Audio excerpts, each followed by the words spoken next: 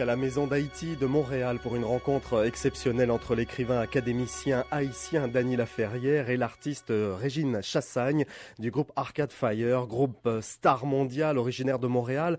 Nous allons parler musique, bien sûr, livres, évidemment, textes, engagement, mais nous allons aussi parler d'Haïti. Régine, vous êtes née au Québec, mais vous avez des origines haïtiennes. Oui, c'est vrai.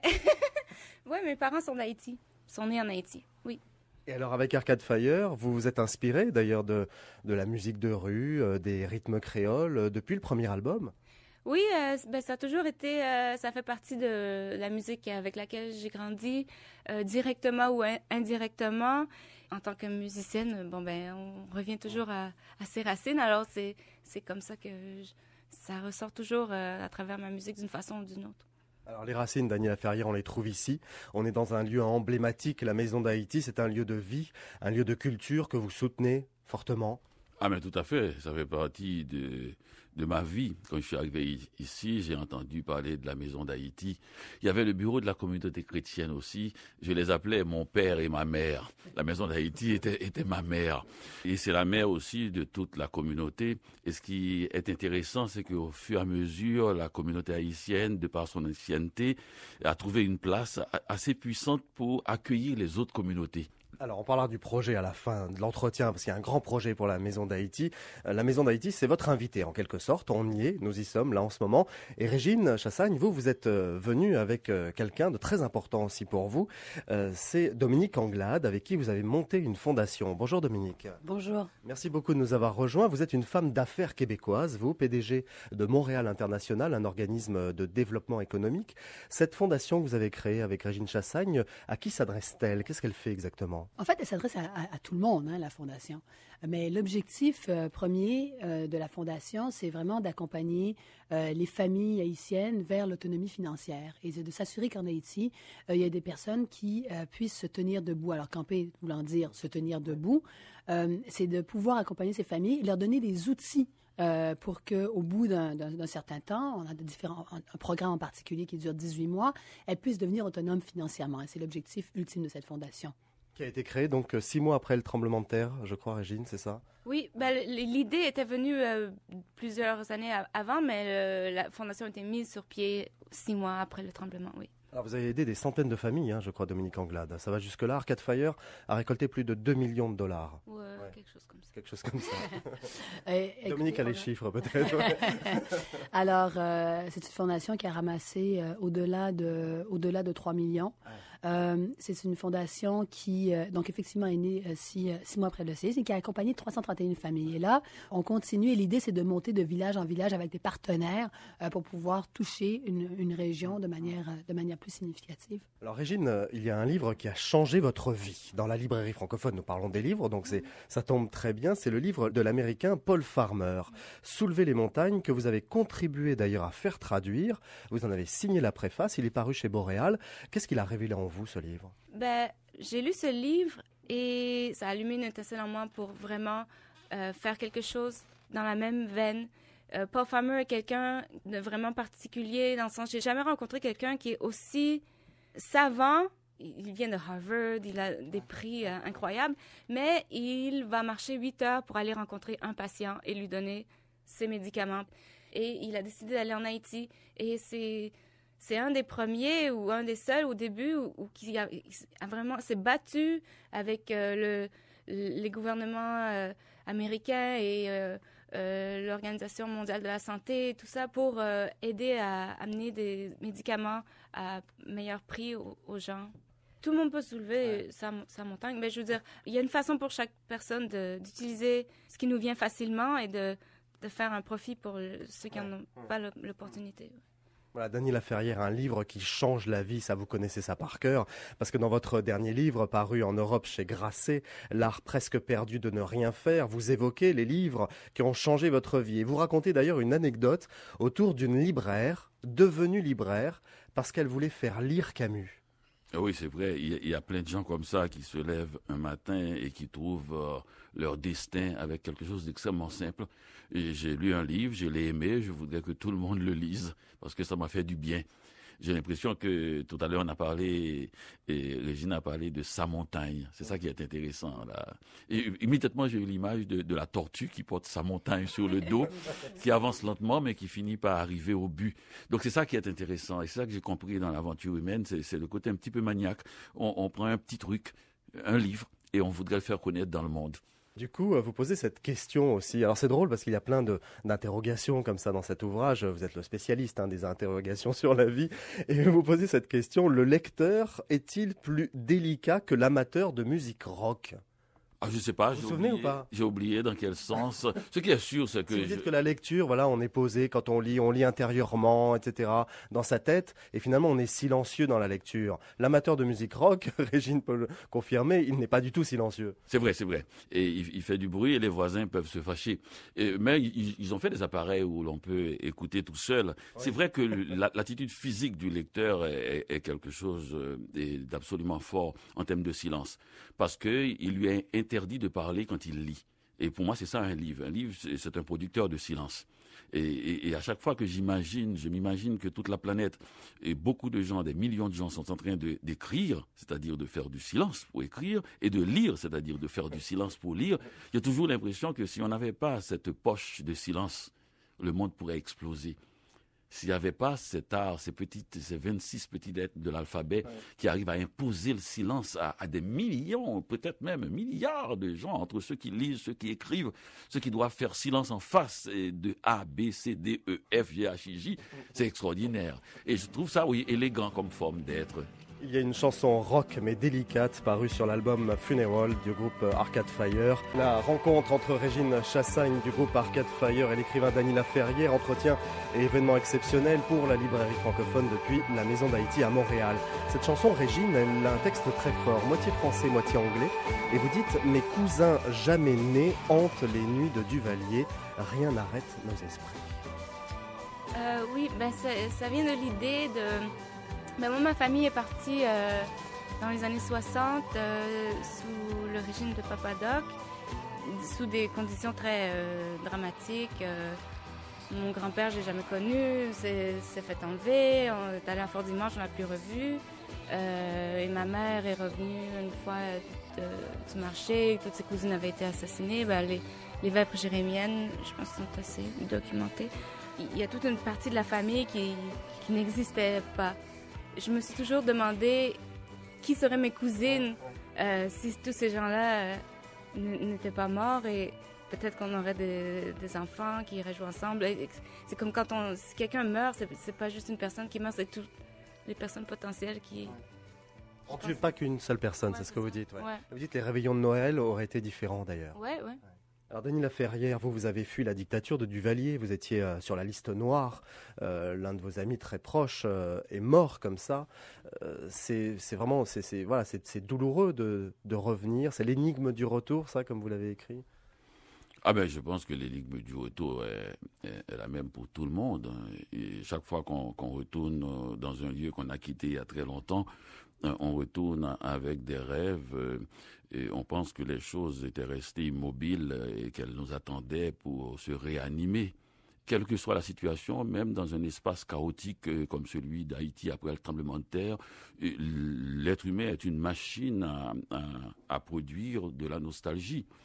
Et c'est pourquoi d'ailleurs que j'avais dit à la fin de ce passage dans ce livre que tout le monde connaît l'exil. Si ce n'est pas un exil géographique et politique, ce sera l'exil du temps. C'est-à-dire, on est tous en exil de son enfance, de son adolescence, et ça ne revient pas.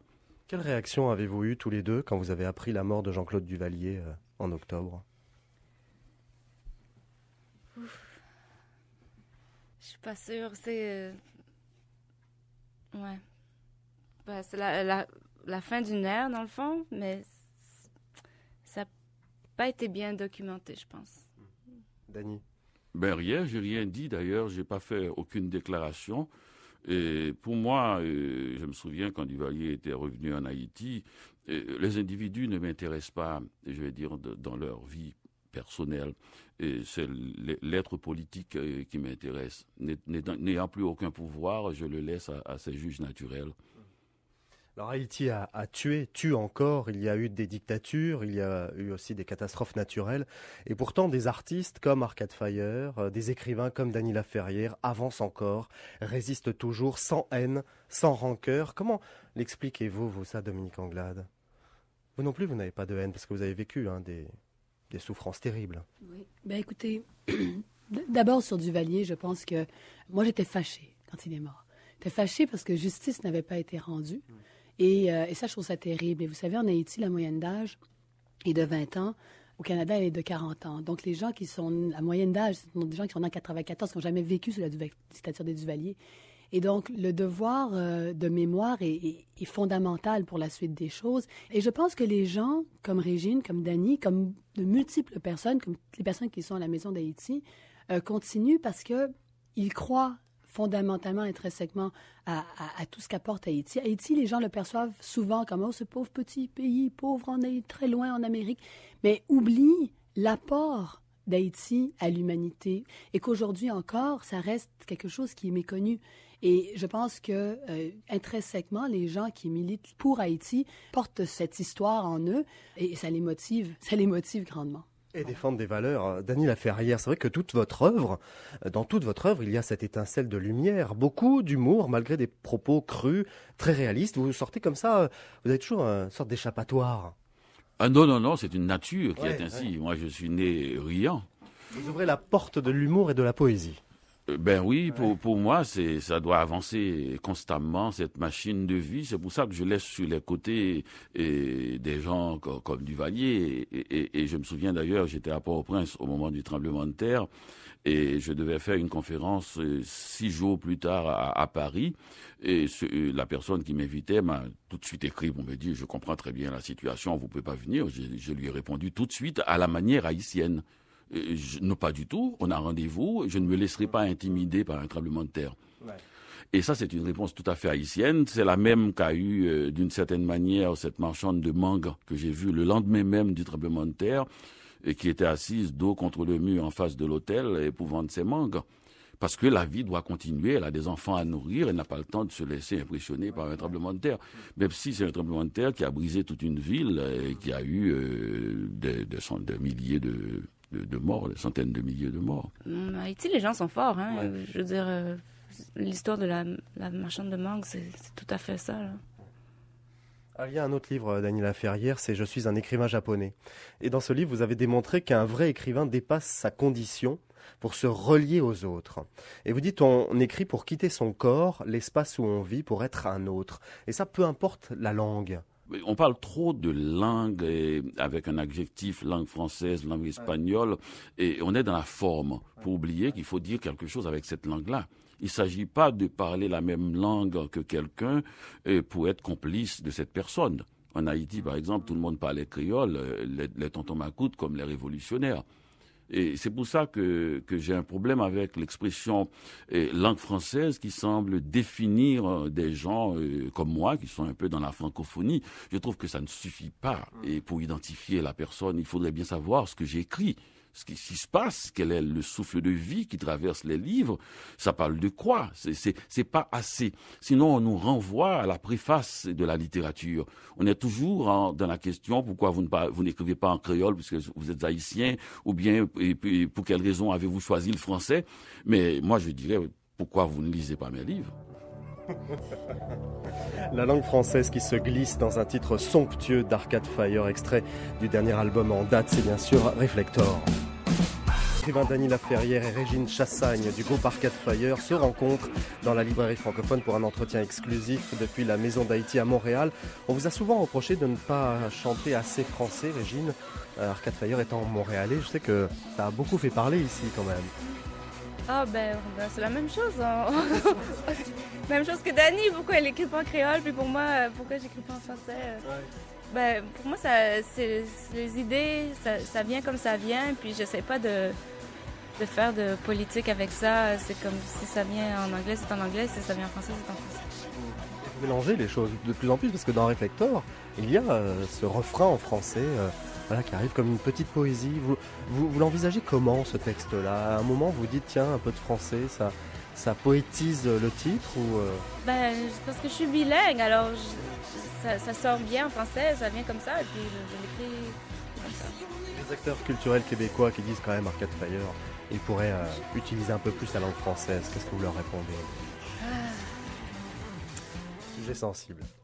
Ouais, je sais, mais je sais pas, le monde est tellement grand, le monde est immense, il y a comme... J'ai pas de chaîne là qui me retienne à juste parler en français, puis à juste... La beauté peut être de toutes les couleurs, de toutes les langues. Dany Laferrière, vous militez pour une francophonie internationale qui dépasse la langue. Je suis pour l'expression, tout simplement. Et l'expression même peut comprendre le silence. Il y a des fois, je me souviens d'une de mes tantes, tante Renée, qui était très pudique. Je me souviens d'un jour où je l'ai vue sur la galerie, elle était un peu triste. Je pensais qu'elle avait mal à la tête parce qu'elle avait toujours des migraines. C'était une de ses tantes à avoir des migraines. Et je lui ai demandé pourquoi elle est comme ça. Elle m'a dit, je pense à des choses intimes. Et le mot intime, qui est un mot très fort, que je n'avais pas entendu depuis longtemps. On ne parle plus de choses comme ça. Et naturellement, spontanément, je voulais savoir quelles étaient ces choses intimes. Elle m'a dit, puisqu'elles sont intimes, je ne peux pas te les dire. Jamais j'aurais cru que tante Renée avait des choses intimes. Et parce qu'on est dans une maison où il y avait toutes mes tantes ensemble, et de la voir, elle, avec ses choses intimes. Donc pour moi, c'est ça l'expression aussi. C'est pas uniquement une langue, ni même une expression verbale. Ça peut être aussi toutes ces choses qu'on garde en soi et qui finissent par nous définir plus fortement même que les choses qu'on dit. Ça, c'est la réflexion, se poser. C'est ce que vous appelez aussi l'éloge de la lenteur. Dans l'art presque perdu de ne rien faire, vous faites l'éloge de la lenteur. Vous dites que tout va très vite. On ne se pose plus pour penser. Ah mais oui, c'est vrai. Et on finit par exploiter tout ce qui nous arrive comme pensée. Avec les blogs, les gens se précipitent à dire avant de réfléchir. Et surtout aussi, ce qui ne nourrit plus l'être humain, c'est les pensées évasives, les rêveries qui ne servent à rien. Et se réveiller le matin, 4 heures, 5 heures du matin, et penser à des choses dont on sait qu'on ne les utilisera jamais. Ouais. Et parce que ça fait partie de notre nature humaine. Nous sommes tissés de fables intimes, intérieures. Mais on n'a plus ça. Les gens se précipitent et ouvrent leurs trucs, leurs blogs et nous jettent en face.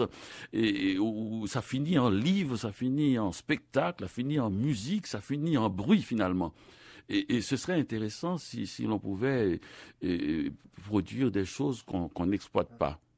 Alors, Régine Chassagne, ouais, alors ça vous parle vraiment, parce qu'avec Arcade Fire, vous créez des titres très longs, souvent plus de 6-7 minutes.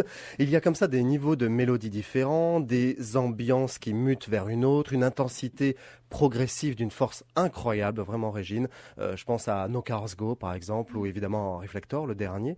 Et vous avez dit il faut prendre le temps de se perdre dans ces chansons pour s'imprégner des rythmes sur lesquels elles sont construites. Vous prenez un sacré risque quand même. Ben, risque de quoi? Par rapport aux radios commerciales, vous le dites, ouais. Ben, moi, je les ferais quand même comme... Je veux dire, les gens qui travaillent vont dire, non, dis pas ça. Non, mais c'est quoi?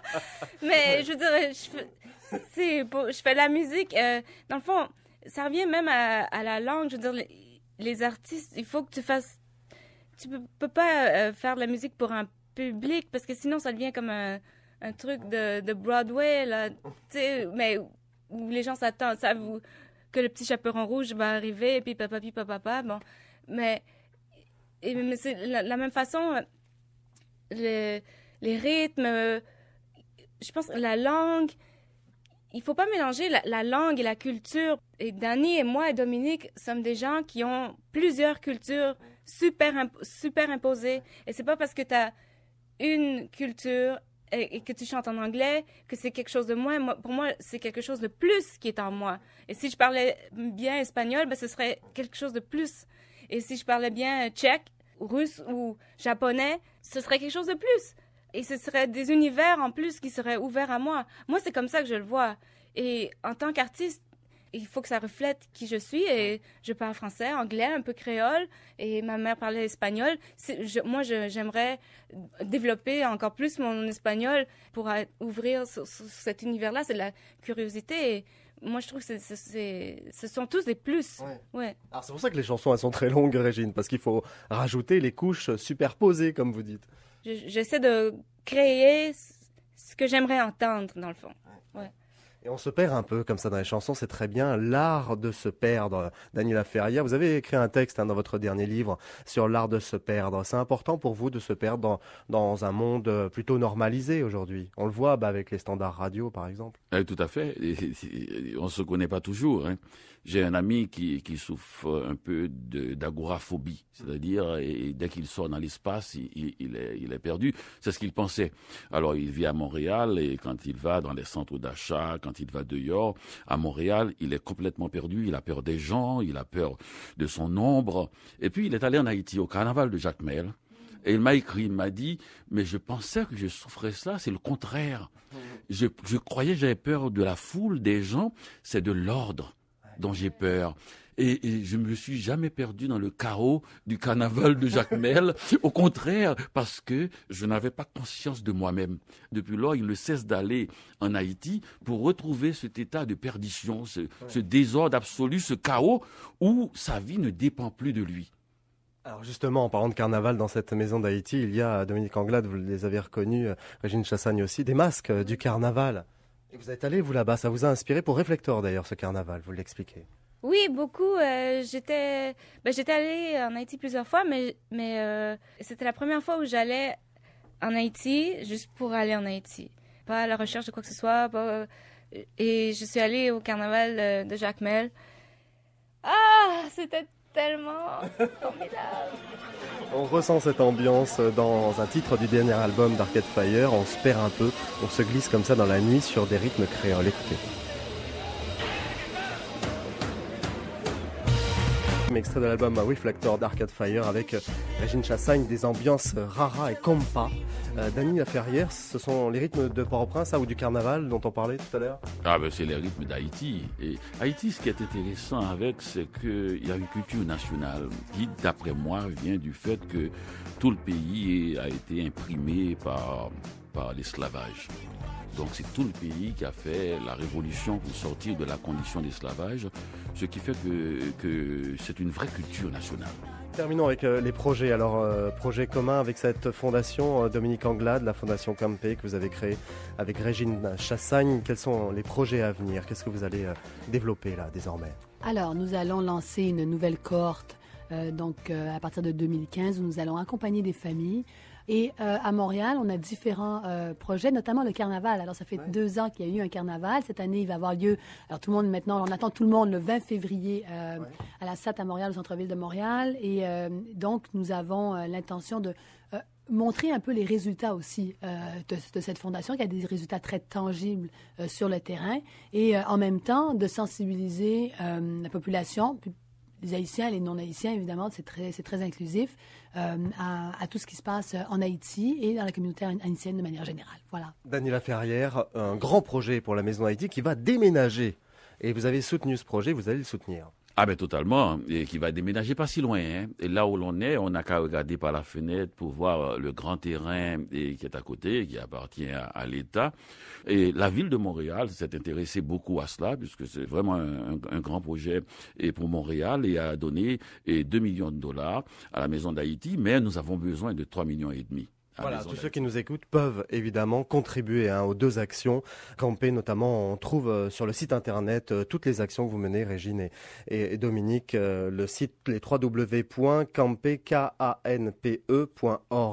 Merci beaucoup, Dany Laferrière. Merci. Merci infiniment. Merci Régine Chassagne. Merci tout le monde. C'est un grand plaisir de vous retrouver. Merci pour cette rencontre. Vous avez joué le jeu, c'est exclusif, inédit. C'est la première fois. Merci beaucoup. L'art presque perdu de ne rien faire est paru chez Boréal pour le Canada et dans le reste du monde chez Grasset.